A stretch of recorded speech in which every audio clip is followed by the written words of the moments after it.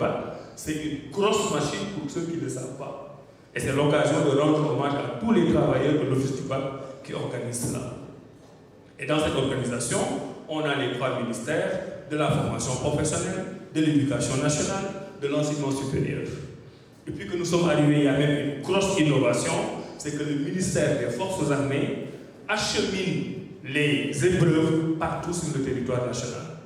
Avant, ça se faisait avec les voitures 7 places que vous voyez dans les garages, qu'on appelle les Raogaïne, je ne sais pas.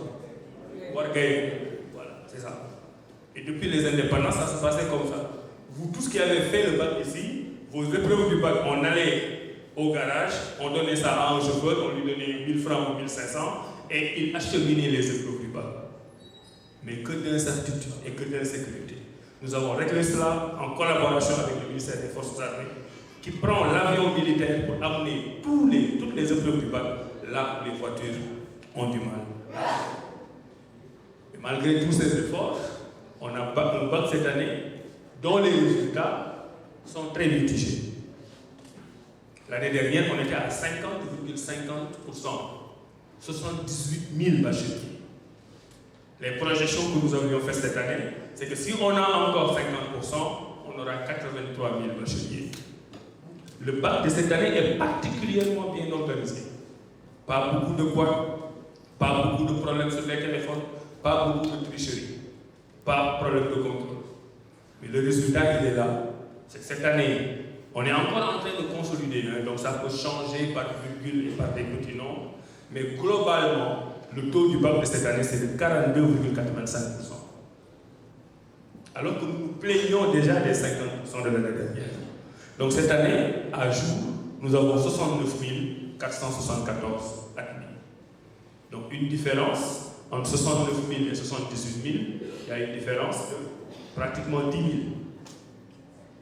Mais, quel que soit le nombre, nous avons pris l'engagement de tous les orienter. Et là, on aura l'occasion de revenir, parce que nous faisons partie de ceux qui pensent que quand le résultat de l'examen n'est pas bon, il faut se poser des questions sur un certain nombre de choses. Parce que dans un système qui fonctionne normalement, un étudiant moyen, il passe. Un étudiant moyen, c'est un étudiant qui a 10. On ne parle pas de mention très bien, pas de mention assez bien, on parle de 10. Même si vous avez 9,50, je crois, on vous repêche.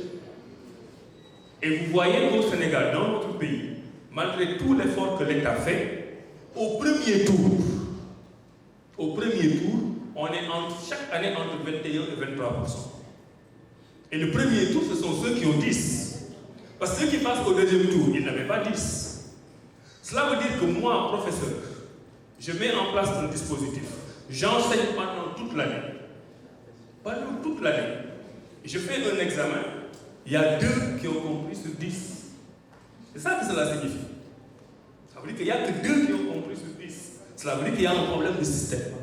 Et nous voulons, à travers ces concertations, réfléchir sur ce système pourquoi, quand un professeur qui est compétent, qui a été recruté dans les règles de l'art, qui connaît sa matière, qui est un bon pédagogue, quand ce professeur-là finit d'expliquer, il n'y a que 2 étudiants qui ont compris. Après les autres, il faut gratter un peu pour les faire venir. Et malgré tout ça, il y a la moitié de la classe qui n'aura jamais rien compris.